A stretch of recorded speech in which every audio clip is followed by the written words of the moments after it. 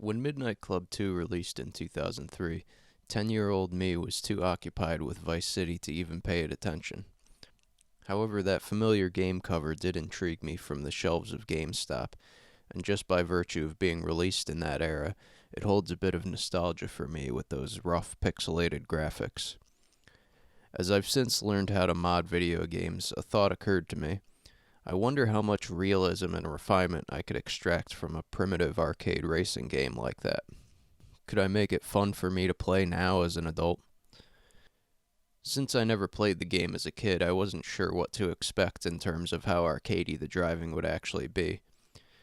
In a lucky turn of events, I was able to contact one of the game's developers for some assistance, and I was told that the game was basically designed with the expectation that you'd always be on the gas.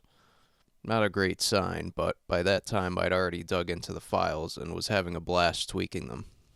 Yeah, the cars were set up with some extreme values that were clearly not attempting to approximate reality, but most of it was easily changeable. The first thing that jumped out at me was that the brakes acted more like a handbrake and would spin you out if you weren't going perfectly straight. It turned out there was a function that was forcing this behavior, so I eliminated it entirely. Now there's a reason to have a separate handbrake, and you can slow yourself down without swapping ends. The next thing that I wanted to change was drifting. Some cars had no oversteer, and others had excessive oversteer, and it didn't really align with what the handling attributes of that car would be in real life. In general, I reduced the artificial force that swung the car sideways when drifting, for a more natural feeling and easier to control oversteer. Now, something that bothers me with almost every driving game is the instantaneous response to steering inputs. Real cars weigh several thousand pounds, and that kind of mass doesn't change direction at the drop of a hat. Luckily, there's a function that controls how quickly the wheels turn, which can be used to simulate a little delay and give the cars a sense of weight. I noticed that in cases where there are two models based on the same car, like the two Supras, they drove completely different from each other.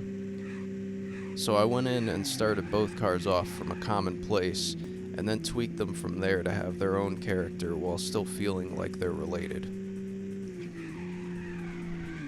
Because I found that large jumps sometimes resulted in your car bouncing upon landing and losing control, I added a landing damping value on the mid to high-end vehicles, which is originally exclusive to the game's supercars. When it comes to bikes, this game was surprisingly the opposite of what you'd expect with arcade handling. They weren't nimble enough, at least not without using their special ability. I mean, look at this. The bikes handle like a 1970s Cadillac. In a game where one crash means you might as well restart the race, and falling off the bike is a concern, bikes need to be very nimble to dodge traffic. To do this, I increase the speed-sensitive steering, which makes the vehicle turn more sharply as speed increases, and increase the amount of lean, which was almost non-existent before. Finally, this game is notorious for its high difficulty level. That notoriety is well earned.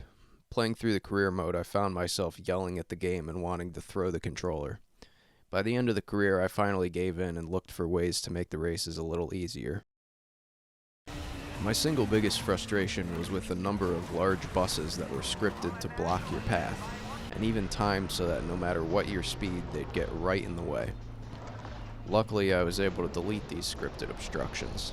The races are hard enough without them, trust me. Some of the missions also had so much traffic on the road that trying to dodge cars was nearly impossible, especially when it forced you to drive against traffic. You would have to have the reaction time of somebody on speed to weave through that much traffic at the speed the AI does. Simply reducing the amount of traffic allowed the races to be challenging, without being next to impossible. Unfortunately, there were two things I couldn't change. One was the nitrous boost being so powerful that you can't really control the car, and the other being the transmission shifting into first gear and the wheels locking up when you brake hard or land a jump without pressing the throttle. These behaviors are hard-coded into the game engine and can't be changed with simple edits. The issue with the wheels locking up can be extremely frustrating because it'll grind you to a halt in the middle of a race and let everyone pass you. At the end of the day though, I'm really happy with how it came out. It's a lot of fun to play. Is it as realistic as Forza Motorsport? Of course not. But then again, in the years since 2003, it's not like I matured that much either.